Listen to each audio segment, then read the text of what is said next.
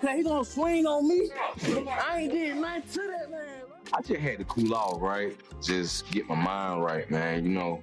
But I really gotta get this off my chest, man. The bustling activity in the VIP section, Kirk Frost and young Joc were not behaving like their typical flashy, enthusiastic selves.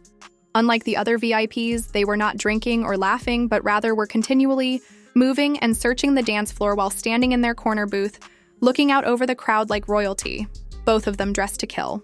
Joc leaned in and muttered something as Kirk gave a tiny nod, his attention never faltering despite their seeming. People were dancing, yelling, and taking pictures all over the rest of the room, but Kirk and Joc weren't there to join in the fun. Instead, they were using their booth, which provided them with the ideal vantage point. When he finally made it, everyone gathered around Lil Scrappy, who came with his usual swagger, beaming broadly and enthusiastically, lighting up the room as only he could, oblivious to the peril that was about to befall him.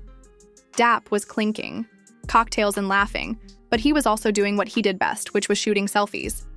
I applaud his embraces. As Scrappy was on 10, his magnetism captivated the audience, and the mood completely transformed as he entered. When Scrappy appears, that's precisely what happens. He takes center stage, but some perceptive onlookers saw something more, and the majority were there for the fun. In the dimly illuminated VIP area, Kirk and Joc continued to observe Scrappy's every move around the floor, but to the typical partygoer, it was still dark. Appeared to be doing well, but worry was beginning to rise among those listening when a dancer near the bar abruptly stopped and faced. After Scrappy entered the booth, the mood subsided. Kirk leaned in once again as the Joc nodded, checked his phone, and then slowly glanced back out over the crowd.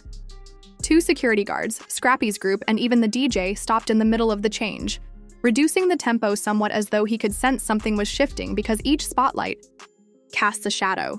Jockey spoke in an abrasive, low voice and gave Scrappy a little nod. A somber, solemn stare replaced the jokes and laughter.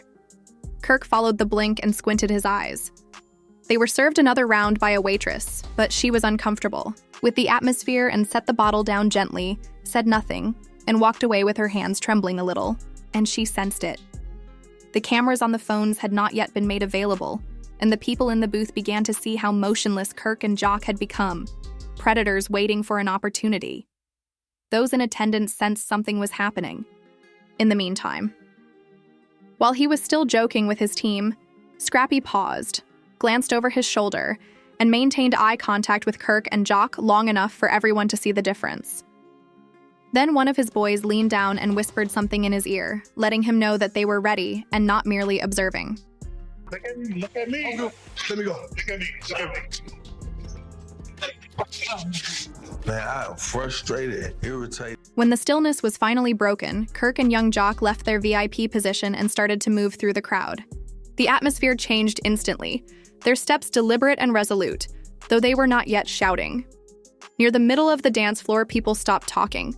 Scrappy was still enjoying himself and his friends when he noticed the movement, and spotted them approaching the crowd, which broke apart. He asked, trying to maintain a neutral smile as they approached, turning to face them with his arms slightly out. "What's up?" Possibly out of curiosity or prudence, neither Kirk nor Joc entered smiling, but his voice had lost its fire as he questioned in a chilly, cautious tone.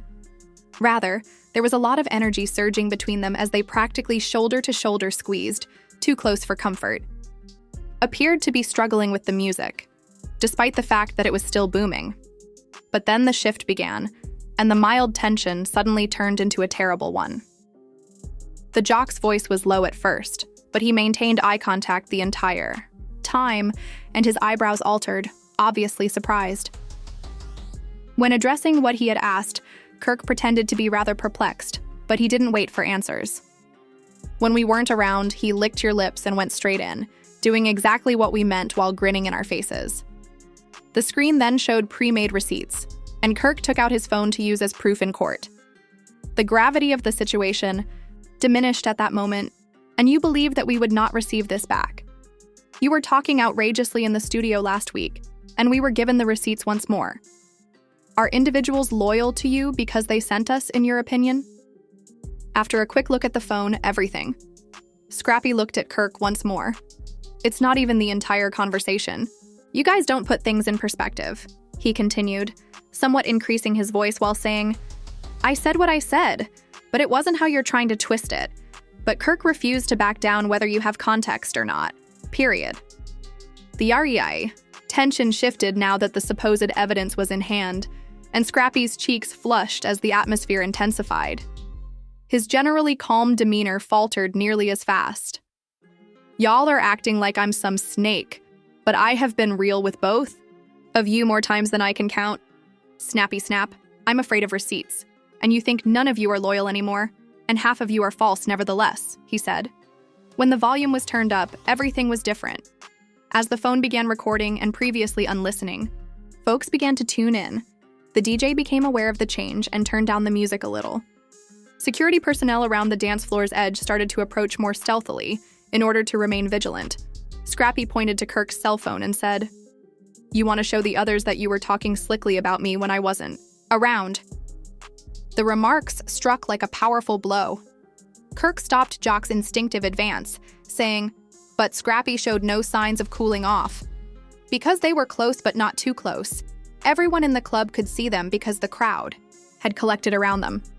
Despite the flurry of activity in the VIP section, Kirk Frost and young Joc were not behaving like the flamboyant, busy royalty they usually are. Even though they were both fully dressed and standing in their corner booth overlooking the throng, something wasn't quite right. That pride, respect, and trust were now at stake. Below the pulsating lights, it was more than just words. There was a noticeable sense of tension because everything was at stake. Only a few more seconds remained, until the last spark set everything on fire. Indeed, they weren't drinking or having a good time like the other VIPs. Despite wearing glasses, they were looking around the dance floor with their eyes moving all the while. Joc leaned down to murmur something, and Kirk nodded slightly, his attention fixed on the task at hand. Their body language revealed that they were drinking, despite the majority of clubgoers' perceptions that they were cool and collected. Rather than rejoicing, Kirk and Joc were taking advantage of the ideal occasion. Everyone else in the room was so busy dancing, shouting, and taking pictures that they appeared to be lying in wait. Then, without recognizing the impending trouble, Lil Scrappy showed up there. Everyone raced to him as he walked in with his typical swagger, his eagerness showing through and lighting up the room like no one else could. I applaud Dap's embraces. When Scrappy came, he was having a great time, clinking glasses, laughing aloud, and shooting selfies. He was on 10, the audience loved his energy, and the whole mood shifted as he entered. At that point, Scrappy took the stage, but a few astute spectators saw something else. Kirk and Joc remained concentrated, and everyone's eyes were on Scrappy's motions, while the majority of people were absorbed in the fun in the dimly illuminated VIP area across the floor. For the typical partygoer, everything appeared to be going well, but the stress was beginning to. There was a crackling for those who were listening, but then a dancer by the bar slowed down and looked over at Scrappy's group. In the midst of the transition, the DJ paused, decreasing his beat a little as if he felt something was shifting, and 2 security guards delicately shifted each spotlight, casting a shadow. In addition, the atmosphere became colder as Scrappy was advancing directly into his booth. The Joc nodded and looked at his phone before Kirk spoke in a rough, low voice. Returned a gentle glance to Scrappy, who had been silently staring at him for a while without a grin or a joke. As she brought another round, her hands trembling a little, the waitress stopped cold, something about the excitement. She could sense it too, even if camera phones were not yet available, so she set the bottle down softly, remained silent, and walked away. The Joc gave Scrappy a subtle nod, and Kirk squinted, but neither of them recoiled. People began to notice how still Kirk and Joc were now circling the booth like predators waiting for the right opportunity. Despite all of this, Scrappy continued to be spotted having fun with his group.